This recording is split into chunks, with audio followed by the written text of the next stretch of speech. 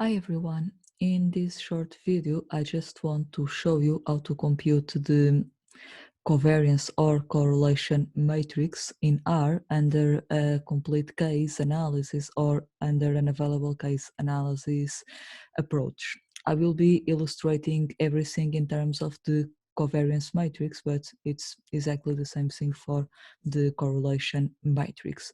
I will start by manually creating the toy dataset that we have in the slides, and I have here the three variables y1, y2, and y3, and we already know that missing values in R are coded with NAs. So if I just read, I then create my data frame composed by these three variables, and if I look at the data frame,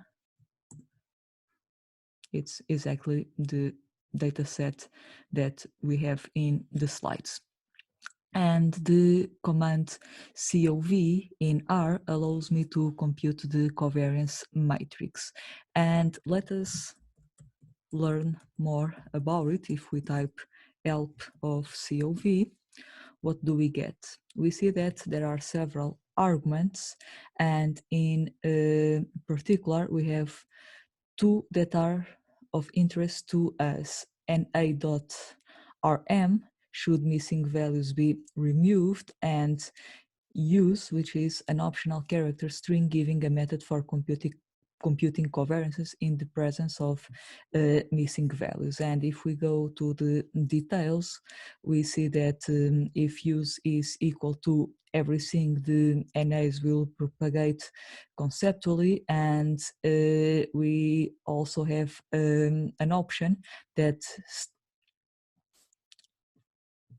is encoded here in the complete.obs, and then missing values are handled by case-wise deletion. So basically it's a complete case analysis approach. Okay, so I will use first this option complete to compute the covariance matrix under a complete case analysis approach, and I will save the resulting covariance matrix in this object that I've called covcc. Okay, if I do this,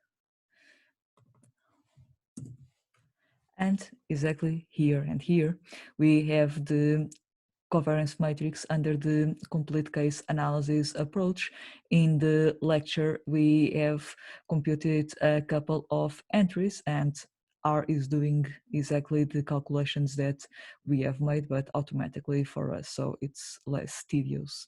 Okay, so now if I want to compute the covariance matrix under an available case analysis approach, and again, if I go to the help, I see that I have the option pairwise complete that says that then the correlation or covariance between each pair of variables is computed using all complete pairs of observations on those variables. So this is exactly the available case analysis approach, and I just need to change my use argument to pairwise complete.ops, and I will save it in the object covac. And if I do this, I obtained my covariance matrix now under the available case analysis approach. And again, in the lectures, we have reproduced, I think, these two entries, the variance of the sample variance of y1 and the sample covariance between y1 and y2. And one of the problems that we have mentioned about available case analysis is that by using different subsets of data to compute the variances, the sample variances and covariances, it may lead to covariance or correlation matrices that are not positive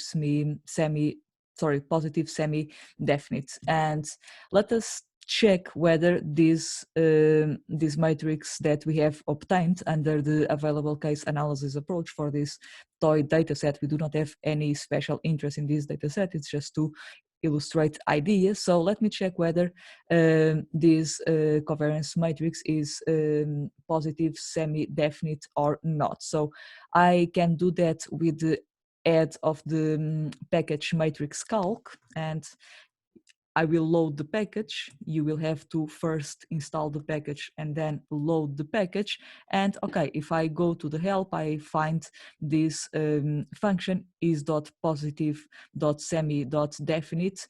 And basically I just pass as input as our covariance matrix. And oops, sorry. So we obtain false. So the covariance matrix is not semi-positive definite, which means that if we were interested in further doing analysis, or for instance, using a principal component analysis and using this as our covariance matrix, we would have problems. And on the other hand, let's check the same, but for the covariance matrix obtained under the complete case analysis. So if I So here we have the covariance matrix under the complete case analysis approach is positive semi-definite, but remember that in this particular case it only contained the information from two subjects, right? Because there were only two subjects in the toy data set that had complete information on all the three variables. Okay, this was just to show you how to compute the covariance or the correlation matrix in R under the complete and available case analysis approach. And then we went a step further and checked whether the resulting covariance matrices were positive, semi-definite or not. So that's it for this part. Thank you.